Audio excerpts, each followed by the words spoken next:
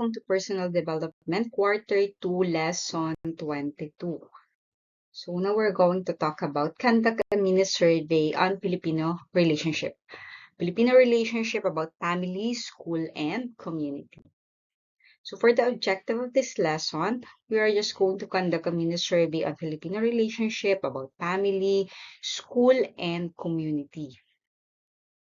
So middle adolescents find themselves in the company of their peers, usually from the schools or neighborhood. And as they gravitate more toward this group, the attachment to the family as their primary source of personal source or personal development shifts to these peers or group.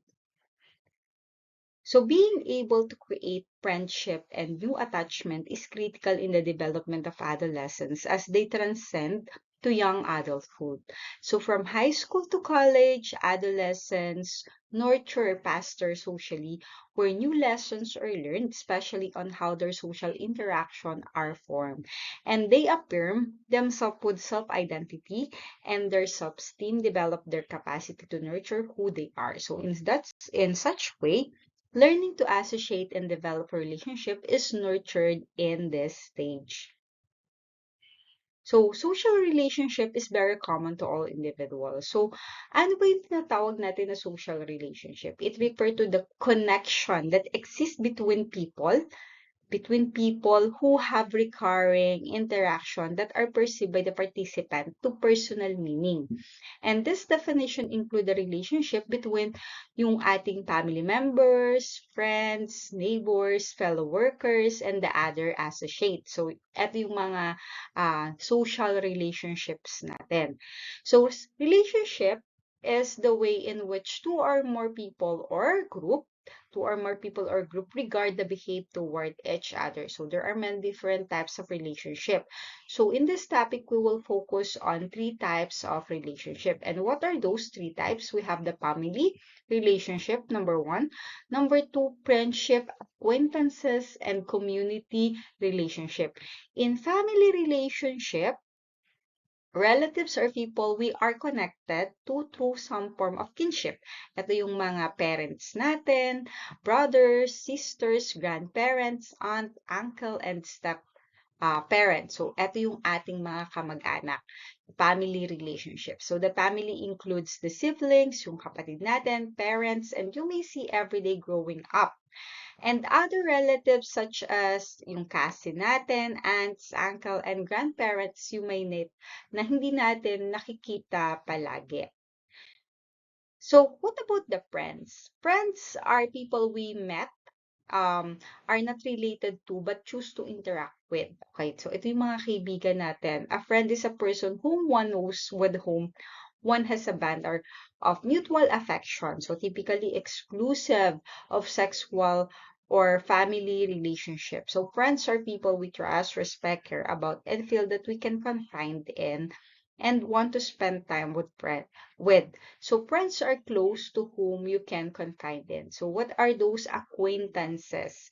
Acquaintances naman, these are the people you may encounter oftentimes, but not our friends or relatives. So, ito yung mga tao na kakilala lang natin. Hindi natin sila relative, hindi natin sila friends, pero nakikita lang natin sila, kakilala natin. Then, next, we also have here the community relationship. So, in community relationship, simply describe a company interaction with the community, which it resides. So building community relationship can be the most important communication activity undertaken by an organization for the good of the community. Filipino relationship, family, school, and community. So Filipino perspective in building family relationship is focused on establishing the close ties. Filipino are very hospitable and friendly people. So they always smile no matter how they feel. Diba? Ganyan naman tayo mga Pilipino. Meeting someone for the first time, Filipinos do not hesitate to give a smile before starting a conversation. And Filipino have a close family ties. Dito tayo talaga nakikilala because of the family ties. And always wanted to talk about their extended family because we Filipinos are very family oriented. So in school, some school partnership occurs through the process of cooperation, coordination, and collaboration to enhance learning opportunities, educational progress, and school success for students in academic, social, emotional, and behavioral domains. So according to M. Johnson 2015, parental involvement is observed in the school setting in the Philippines. Napakahalaga na talagang yung parents ay may involvement, and the amount of the participation of a parent has when it comes to the schooling of his or her children foster healthy outcome. Thus parental involvement is needed in children's education. So in schools also, um partnership is strengthened with the 3 R's. So what is the 3 R's? The report, reaching out, and recognition to parents. So involved parents beget competent, sociable, and active kids. So less involved parents tend to have kids who are timid, withdrawn, and perform less. Dapat talaga yung parents natin, malaki yung contribution niya sa ating mga bata para mas maging active, um, mas maging participative ang ating mga estudyante. So parenting is important in the Philippine educational setting because family is viewed as a center to one's social world. So in a community, many of today's leaders in education, business, and community development are coming to realize that schools alone cannot prepare our youth for a productive adulthood. So it is evident that the schools and community should work closely with each other to meet their mutual goals. So schools can provide more support for student families and staff when they are in the integral part of the community. So appropriate and effective collaboration ang kailangan natin. Teaming are seen as the key factor to community development, learning, and family self-sufficiency. So partnership ulit. Partnership should be considered as connection between schools and community resources, of course. So the partnership may involve the following. So kailangan natin ng partnership with our community. So, number 1 is utilization of school or neighborhood facilities and equipment or giving out other resources. Number 2, collaborative fundraising and grant applications giving assistance. Number 3, mentoring and training from professionals and other with special expertise. Number 4, information sharing and dissemination. 5, networking, recognition, and public relation. 6, we also have here the shared responsibility for planning. 7, implementation and evaluation of programs and services. 8 is expanding opportunities for internship, job, recreation, and building a sense of community. So these are the key of partnership. So school community partnership can intertwine many resources and strategies to enhance communities that support all youth and their families. So they could make school better, strengthen neighborhood, and lead to a noticeable deflation in young people's problems. So building such partnership requires visioning, strategic planning, creative leadership, and new adaptable rates for professionals who work in school and communities. So in conducting a mini survey, Filipino relationship observing the family, school, community, and other agencies. So find out how social relationships occur in the lives of the teenagers by conducting a mini survey. So in conducting a mini survey, you have to know how it is done. Paano nga ba ito ginagawa? So ang sabi dito, mini survey are carefully focused on the specific topic, and it only contains 15 to 30 questions. So it is given to a small sample of 25 to 70 people. It is usually more closed than open-ended question. So yan, dapat daw ay open-ended question, dapat ay 25 to 70 people lang. And they use questions that force the respondent to choose from a small set of alternative answer rather than inviting a freely expanded comment. Okay, so some uses of the mini surveys. Ano daw ba yung use nitong mini survey na tinatawag?